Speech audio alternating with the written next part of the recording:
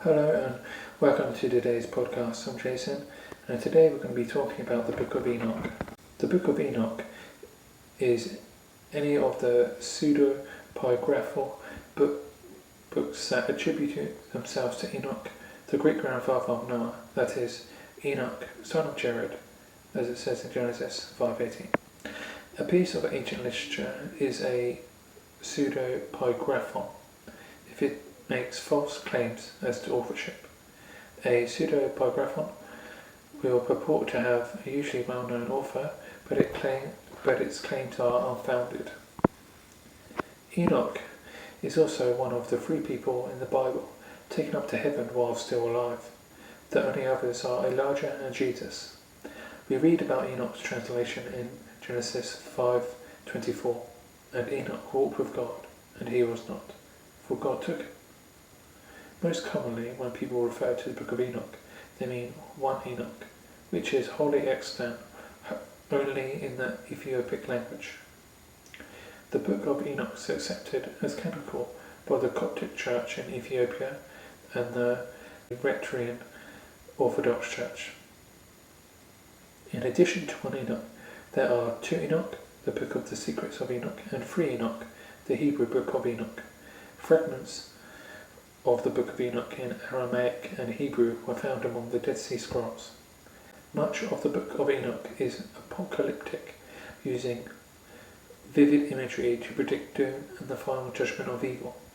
There is heavy emphasis of angelology and demonology, and a large portion of the book is devoted to filling in the backstory of Genesis 6, chapters 1-4.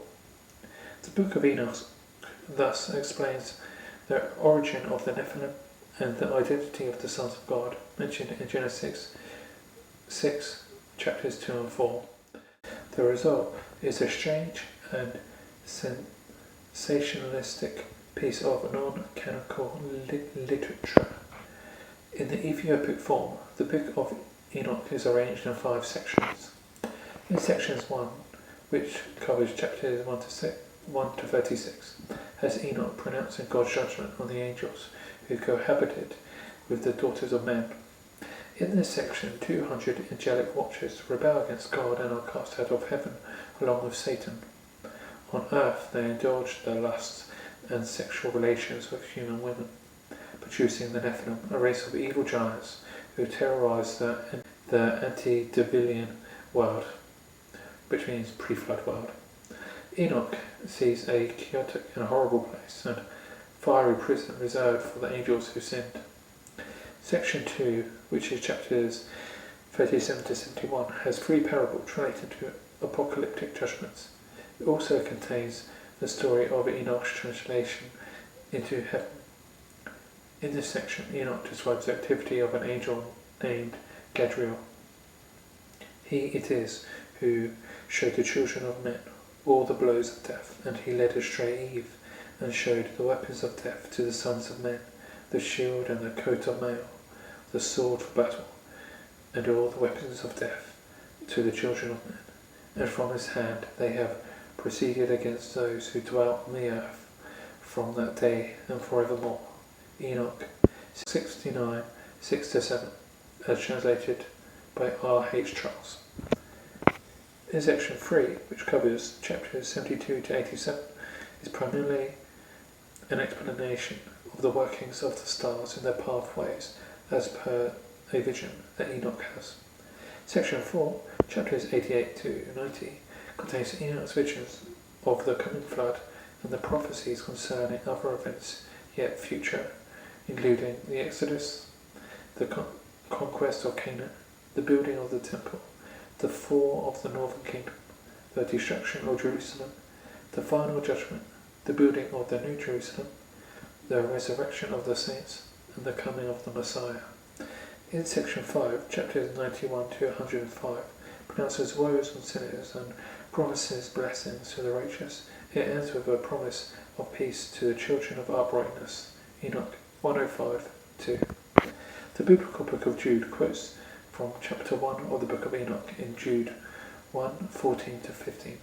Enoch, the seventh from Adam, prophesied about these men. See, the Lord is coming with thousands upon thousands of his holy ones to judge everyone, and to convict all the ungodly of all the ungodly acts they have done in that ungodly way, and all the harsh words ungodly sinners have spoken against him.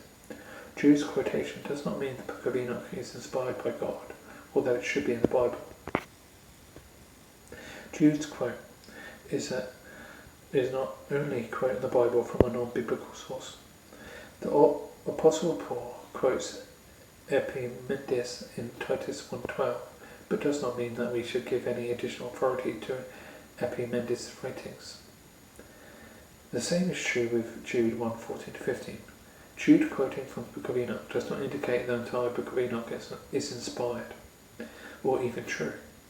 All it means is that a particular passage of Enoch is true. It is interesting to note that no scholars believe the Book of Enoch to have truly been written by the Enoch in the Bible.